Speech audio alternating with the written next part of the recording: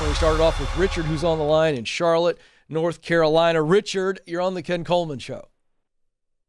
Hey, Ken. Thanks for taking my call. Sure. How can I help today, Richard? Yeah, I just had a question about how to find my calling in life. Okay. What do you think that you know so far? Are you completely blank when the idea of what is my calling enters into your mind, or do you have some ideas and you're just not sure how to drill down deeper? Tell me where you really are in this moment. Well, I know what my interests are. I know what I like to learn about, and that's pretty much it. Great. Let's start there. And I would call that what you love to do most. Okay. So we're using this as a general description. This is under passion. So every human being has talent. Every human being has passion. And we want to see how we can marry the two together. Talent alone is not enough. Passion alone is not enough to say, hey, this is my calling. So let's look at these things that you just said. Ken, I know what I'm interested in, what I love to learn, what I love to do. Give me that list. Top of the list, by the way. Well, I love to read on different subjects and topics. Okay. Give me the topics and subjects that you most love to dive into. Personal finance, personal development, religion, and biographies. That's what I read mostly. Okay, good.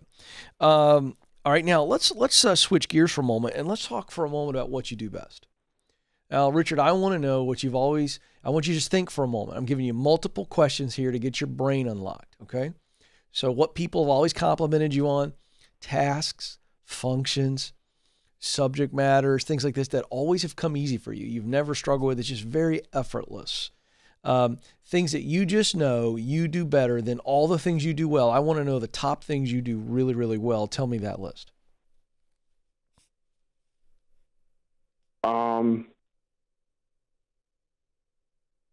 Come on, Richard. Come on. I like to read. Well, no. Listen, stop. You just told me that. You already told me what you like to do.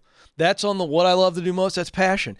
Richard, I think you're a guy who struggles with confidence. Am I right or wrong? You're right. Yeah. So you're talking to a friend right now. Okay? You don't have anything to be ashamed of. You have nothing to be embarrassed about.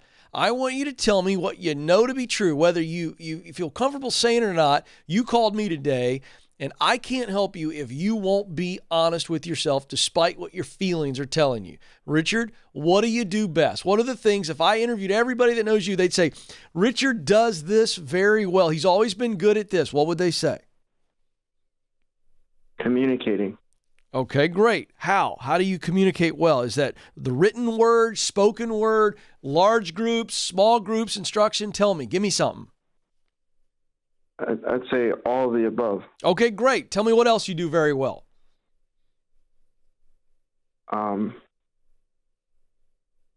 Probably writing. I spend a lot of time journaling. Okay, good. Writing. Okay. Anything else? Give me one other thing that you know you have a skill. Maybe it's a skill within this communication writing side of things. What's a really natural talent or skill that you have? Give me one more. Learning. I love to learn. Great. So you learn easily, don't you? If I gave you something that you had to digest, you attack it and you don't struggle to learn, to digest and analyze and do something with it. Is that what I'm hearing? Yes. Okay, great. Now, Richard, the sweet spot is an area where multiple jobs, career paths exist, and there's room for you to move up. So the sweet spot is defined by using what you do best, communication, writing, learning, that's your list, Richard, to do what you love to do most. Well, maybe that's in finance, in development, in religion. So how would you use those talents tomorrow, Richard, if I guaranteed you a job that you would be successful in and you would absolutely never fail and you'd be very fulfilled? What would you do with those skills tomorrow?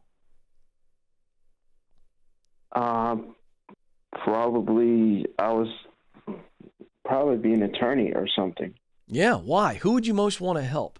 What problems would you want to solve with those skill sets and the work of being an attorney? What would you be solving? What would you be fired up to do with that law degree?